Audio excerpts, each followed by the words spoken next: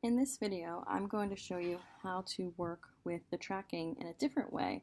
This will be, instead of tracking motion as in the previous video that followed the car down the snowy road, this will be tracking the camera. So please forgive the joltiness of this. This was quickly done video for just experimentation with this type of tracking.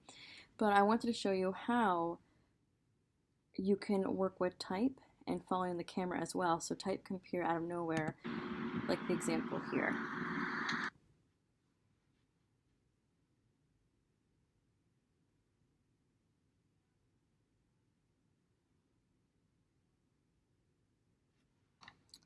So I am just pretending that I took it from Premiere and brought it into After Effects. Everything's edited, the video looks great, which we all know it doesn't, but that's okay. This is just, again, for working for experimentation here. But let's come up to Window, pull our tracker again, and making sure that this is highlighted. So the reason why this was dulled out is because this below was not highlighted. And instead of tracking motion, I want to track the camera. And this step will take perhaps several minutes to do. So just be patient with it. So it will be a blue bar at first, and then it will turn into an orange bar. And you can see up here that it is working. You can also see on the side next to track camera, track motion, there is stabilized motion and warp stabilization. And you can do the warp in Premiere first, which I would do to steady whatever you need to in your film, and then bring over what you have done into After Effects to create this. So then it's going to go to solving camera. And you saw that took about maybe 2 minutes. It was 629 frames. And this might be longer than I need it to be, so make sure you have everything done and ready to roll to bring in here. And perhaps you can even hear my computer trying to die on me, because this is quite heavy things to do. So just be aware of that and how many applications you might have open. Okay, so what has happened here is that you'll see all these little sort of colorful X's, and they're called targets, and I'm going to up the target size here so you can see them a lot better. And what's happening is, as I'm rolling by, the targets are picking these up, and it's going to shoot different angles. So you don't really want to land on just one per se. You want to sort of go in between them, and the targets will sort of help guide you. Now, this sort of target thing is just to show you how your information will lay on the page and how it will look. But you can always edit that too. You saw some of my things coming out a little bit more, not necessarily flat against there. And we can totally change that. So let's get started. So I'm going to write the hello on this board right here. And it's a little shifty, but we'll get there. So I clicked on there, and those three sort of target points made this triangle that's happening here. And I'm going to right click, and I'm going to work with create text and camera, since this is my first initial one. Okay, and the text popped up. Now the reason it popped up with that is because that's the last typeface I used. Again, if you want to change anything, come down and make sure that you're on here, on your text layer. And you can go ahead and move that. I'm just moving that with my mouse or my finger here. And if I double click on it, it comes in red. I can change the typeface if I want to. And then type in hello. And maybe I want to decrease or maybe make that size bigger. So as the person is walking past, they can see that. And so this would go until it's out of shot. And with this, you have these arrows here as well. And you can still see I'm on my type. So I'm going to actually come down here just to play it safe and hit V. So no V goes in there by accident. And you can play with this. So this is the Z. So you can pull this out. I could have this like floating. Obviously you can't see it that well at that point. And then this is the Y. And so you can go up or down like that. Also, if you want, scroll down here. You can work with text. But more so, if you want to work with transform, you have all these options for you. So you can work with the scale on any of these. So if I come to the very last one here, you can see how that's going to make it bigger.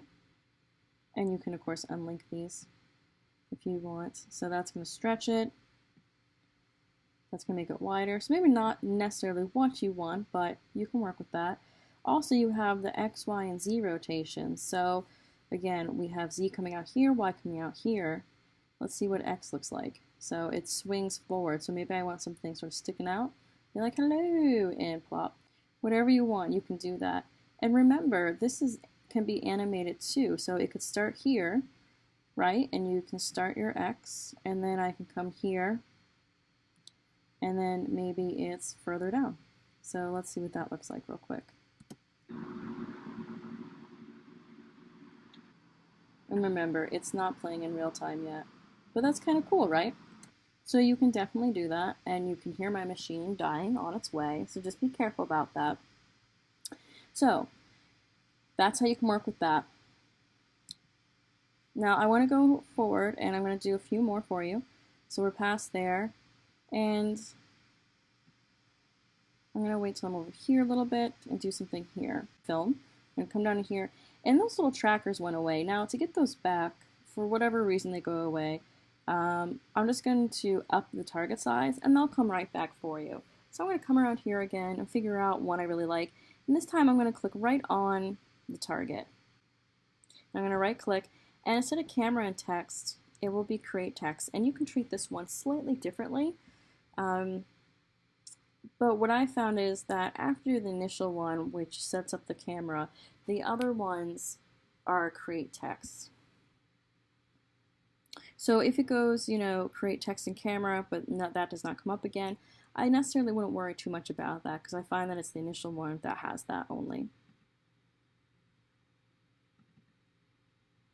Ooh. So I'm going to come here. And for whatever reason, that's really small, so we're going to up that up. Just came over here to my character panel. If you can't find that, again, it's under Window, Character.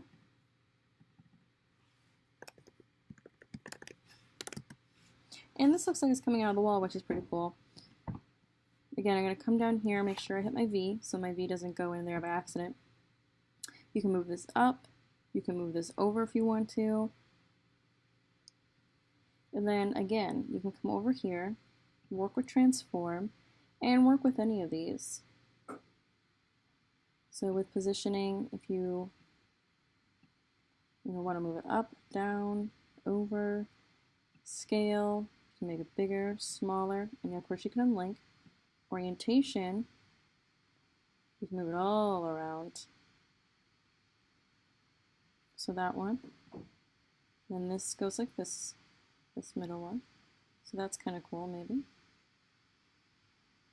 It kind of reminds me of word art, but in a more fun way.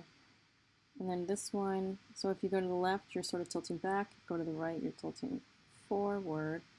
Not saying this is going to be awesome. Here. And then, of course, you can work with these too. So this is more for animation, right? But I can get it like that. So with this one, what I might want to do, trick I've realized, is I might want to hide this. So I definitely want to see the hello, but the hell are you? I might want to wait on that. So I'm going to click for my opacity. I'm going to change that to 0. I'm going to come down until I start to see it. So right here, I'll start to see it. And I'm going to come to 1%. Make sure that creates it. And then I'm going to jump right to 100. Maybe right there. So if I come here, again, not playing in real time, but you get the gist of it.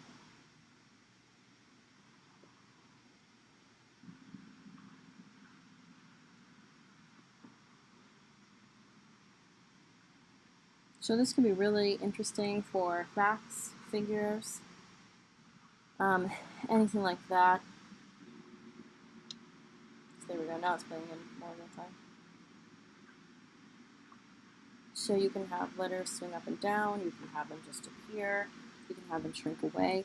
You know all of those simple things that we've learned before, so scale, positioning, rotation, opacity, and now you can apply them. And don't forget, you can work with the easy ease and everything like that.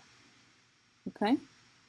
So again, that's really it. If I want to bring those trackers back up, let's say I want to do one more, scroll, scroll, scroll, do one right there. I got to come down to my video. I got to come up to my target size. Let's just bump that up, scrub it up. And then we'll do one more. Oops, that was just my mistake for clicking it again. And then right clicking, create text, and there we go.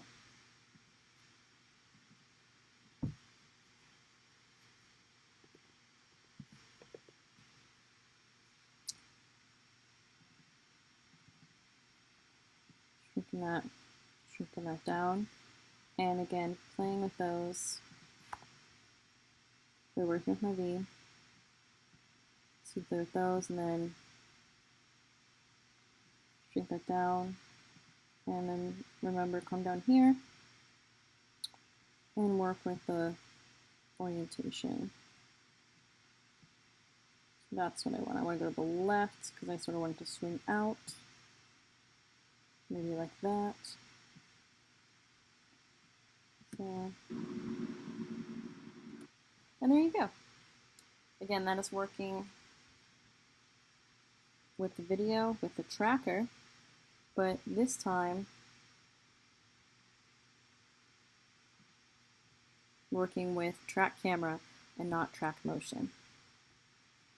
Now, if you do this again, you don't necessarily have to do type. You can also insert video as well. So instead of working with type, you would just pick, I believe, the next option down, and you can bring in small little videos that you've already made. So even if you made sort of like a little After Effects thing with like type scrolling up and everything like that, if you didn't want to put that in here, you just want to sort of like pop it in, you could do that. All right, there you go.